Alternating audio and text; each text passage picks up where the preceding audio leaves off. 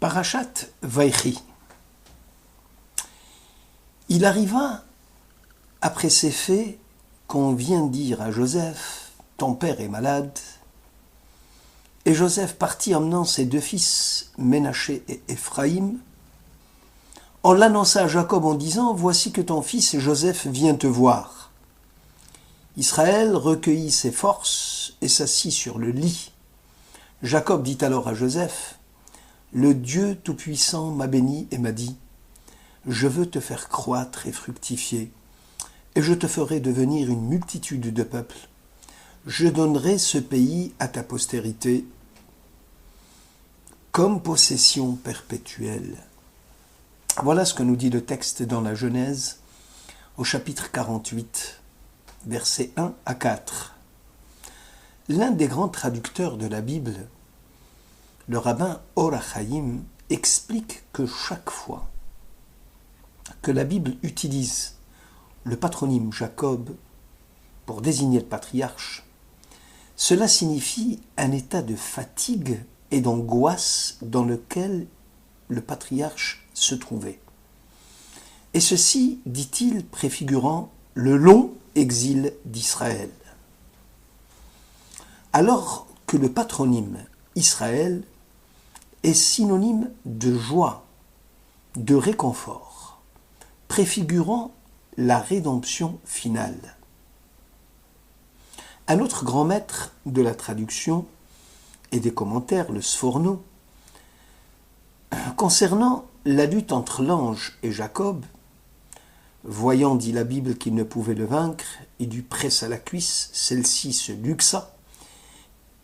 Il lui dit, « Jacob ne sera plus désormais ton nom, mais bien Israël, car tu as lutté contre les puissances célestes et humaines, et tu es resté fort. » Genèse 32. Le commentateur Sforno écrit que l'ange ne pouvait vaincre le patriarche, car ce dernier, dans sa grande piété, ne pouvait détacher sa pensée et ses actes, ne serait-ce qu'un instant, du Créateur. Quant à la luxation de la cuisse, elle serait due à une interruption du dialogue entre Dieu et Jacob, suite aux fautes à venir des générations futures. La vision prophétique du patriarche connut une interruption dès lors que Jacob fut angoissé. Seule la joie, la simra, est garante du flux continu de la révélation. Pour ainsi dire, un prophète qui serait angoissé ne pourra plus avoir la révélation. L'étude approfondie de ces deux commentateurs laisse percevoir que la révélation n'est pas un monologue. Le prophète ne serait plus un récepteur passif du message divin. C'est au contraire une personnalité de synthèse, d'expérience et d'inspiration. Il éprouve un sentiment intime, intérieur, et à chaque acte de la révélation va correspondre une réaction personnelle du récipiendaire. À chaque éclair de vérité qu'il reçoit, correspond une compréhension qu'il produit. Le commentaire parle de la joie que l'étude de la Torah procure à ceux qui y sont assidus. La Torah est mon délice, ô combien j'aime ta Torah, disait David dans le psaume 119. Cette joie de la pratique de la mitzvah est souvent plus précieuse que l'action elle-même, puisque Dieu est source de joie. L'amour et le plaisir avec lesquels on fait l'action sainte sont la pierre de touche de l'esprit.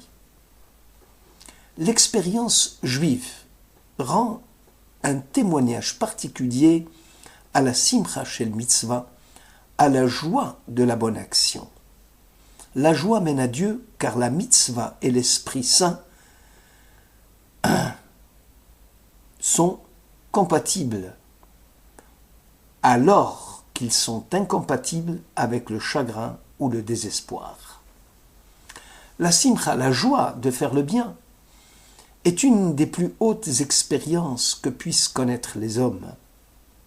La discipline, le sacrifice, le renoncement qui accompagnent la bonne action n'en voient pas la joie, ils en sont les ingrédients. Telle est notre prière quotidienne, heureux sommes-nous, combien belle est notre destinée. Ashrenu, matov, chelkenu. C'est une joie d'appartenir à Israël. C'est une joie d'appartenir à Dieu. C'est une joie de pouvoir trouver le goût du ciel dans une action sacrée. Bref, c'est une joie d'être un chaînon vers l'éternité. La joie dont il est question ici est celle qui permet d'éveiller en nous la conscience d'une vie au voisinage de Dieu, d'une vie dans la dimension du sacré. Elle rappelle à notre esprit le mystère des choses et des actes. Elle nous fait souvenir que chaque acte de l'homme est une rencontre de l'humain et du sacré. Il n'existe pas de distinction possible entre le bonheur de l'homme et les desseins de Dieu. Jacob, dit la Bible, fut angoissé. Il fut angoissé de voir le film des péchés d'Israël. Un Israël désuni, déchiré par ses conflits internes, ses folies, ses haines, alors que le devoir est de purifier, d'éclairer, de réparer. Et on sait que découvrir cela, vivre cette union, est la véritable récompense de l'existence religieuse, puisque Dieu prend part à la joie de l'homme lorsque l'homme s'ouvre à l'intérêt de Dieu. Chaque acte est en soi une entrave, soit une aide, soit une entrave, soit une aide, dans l'effort vers le tikkun, vers la rédemption. La luxation de la cuisse du patriarche est un rappel que l'homme est perpétuellement prêt à trahir Dieu. Ne sois point assuré de toi-même jusqu'au jour de ta mort, disait le grand Hillel. Et la vie est vécue ici sur une espèce de champ de bataille spirituel, où l'homme doit lutter constamment contre l'ange de Esav, d'Ésaü, symbole du mauvais instinct. Ibn Gevurol, l'un des grands maîtres de la poésie juive du Moyen-Âge, disait dans ses poèmes « Tu m'as donné une âme sainte, mais voilà que je l'ai souillée par mes actions. Dans l'âme, dit-il, réside un Dieu étranger qui cherche à mettre la main sur l'homme et à le tuer si Dieu ne venait pas à son aide. Si Dieu ne venait pas pour aider l'homme, l'homme ne pourrait résister. La défaillance de Jacob pendant la nuit où il traversa le Yabok est celle qui provient de sa solitude. Lorsqu'un homme refuse l'effort, l'attention vers le temps absolu, quand Jacob veut vivre sa vie et rester libre dans son destin, désirer une vie comme les autres, reculer devant la vocation divine et ne penser qu'à lui-même, alors Dieu l'oblige à la lutte. La lutte tragique de l'existence juive qui voudrait se refuser à entrer dans l'absolu. Mais on est obligé en tant que juif. On ne peut jamais s'arrêter devant le triomphe de l'absolu parce que c'est le destin du peuple d'Israël. Et de cette lutte, Jacob, notre patriarche, sortira blessé, vaincu même dans son désir d'une vie à soi, mais vainqueur dans sa vocation divine. Boitant à l'encontre d'Ésaü, mais Israël, porteur de Dieu dans son nom, vouloir être comme les autres, introduire la laïcité dans tous les domaines, est signe majeur de sa perte, de la perte de l'identité juive. Israël doit faire entendre la voix de Dieu qu'il porte dans son nom. En ces jours-là, disait Zacharie au chapitre 8, 10 hommes de toutes les nations saisiront l'habit d'un juif et lui diront « Permets que nous fassions route ensemble.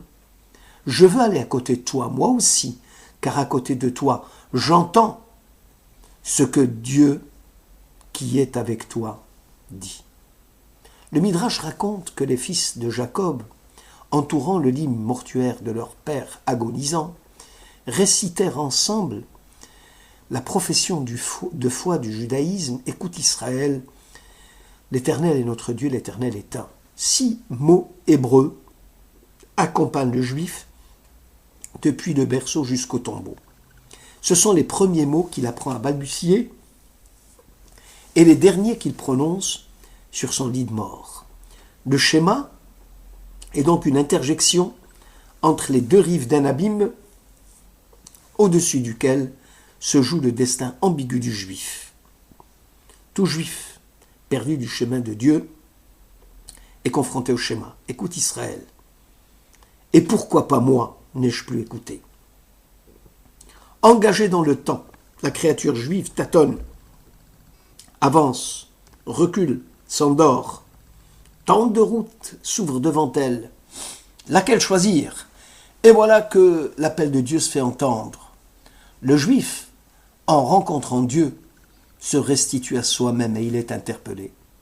La vie et la mort du patriarche dans la Sidra, ainsi que le rassemblement de ses enfants et les bénédictions qu'il leur prodigue, constituent l'ultime recours pour ces enfants qui vont vivre en exil, l'exil égyptien.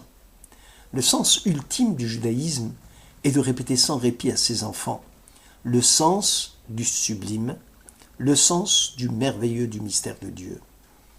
L'amour de l'observance des mitzvot, lumière dans un univers de ténèbres. Jacob savait que le peuple juif en exil serait la proie facile des antisémites en tout genre, de ceux qui vont le dépouiller de ses biens, de ceux qui vont lui ôter son âme.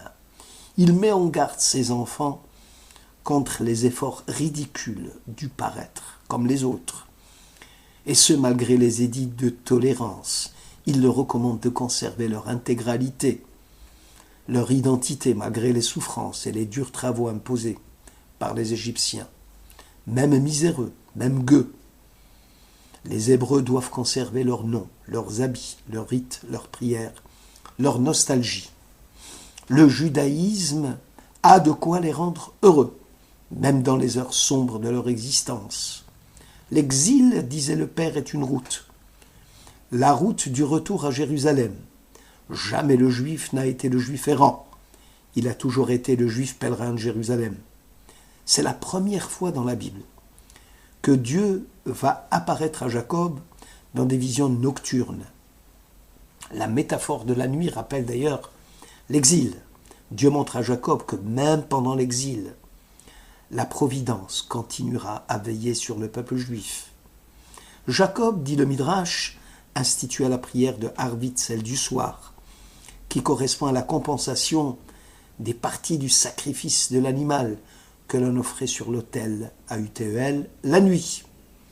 Les sages nous enseignent que la révélation ne peut avoir existence en exil, car à partir du moment où le prophète avait au préalable reçu la révélation Terre Sainte, ainsi Israël, ayant connu la révélation Terre d'Israël, connaîtra la providence, la Shekhinah en exil.